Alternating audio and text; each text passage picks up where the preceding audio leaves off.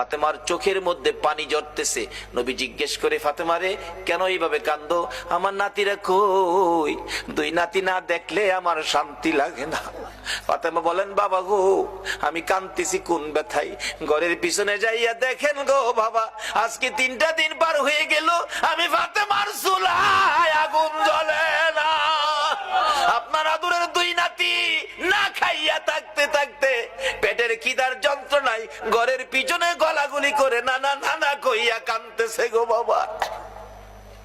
আমার নবী পিছনে যাইয়া দেখে গলাগুলি করে নানা নানা কইয়া কাঁদতেছে। নানা গো, পেটের খিদা গো নানা, সহ্য করতে পারি না। আমার নবী বেরিয়ে গেলেন। ঘুরতে ঘুরতে যাইতে যাইতে একটা ইহুদির বাগানে আমার নবী চাকরি নিলেন। কুয়ার থেকে পানি উঠাবেন, গাছের গোড়ায় পানি দিবেন, পানি উঠাবেন, 1 বালতি পানি 8টা, 1 বালতি পানি 3টা করে খেজুর, এইভাবে 8 বালতি পানি উঠাইয়া হাসাইন হুসাইনের মায়ায় আমার নবী বাগানে চাকরি পর্যন্ত নিয়েছে।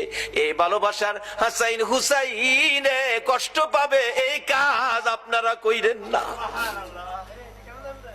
আমার নবী 8 বালতি পানি উঠাইয়া 9 বালতি পানি বুড়াইয়া টান দিলে রশি ছিঁড়ে বালতি কুয়ার ভিতরে পড়ে গেছে।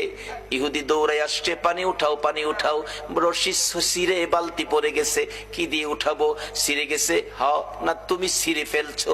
আমার নবীরে কয়, নবী বলে ছিঁড়ে ফেলছে। আমার নবী বলেন, ইহুদি রে, আমি ছিঁড়ি নাই, ছিঁড়ে পড়ে গেছে। এই পর্যায়ে 1 কথা 2 কথা রাগ হইয়া নিষ্ঠুর ইহুদি, যেই নবীর চেহারায় জীবনে কোনদিন মশা মাছি বসে না, আমার নবীর গাল মুবারকে ইহুদি থাপ্পড় লাগাইয়া দিছে। আমার নবী একটা চিৎকার মারছে, ইহুদি রে, পেটের খিদা রে, আমার নাতিরা 3 দিন পর্যন্ত খায় না, আমি রাসূলও খাই নাই রে।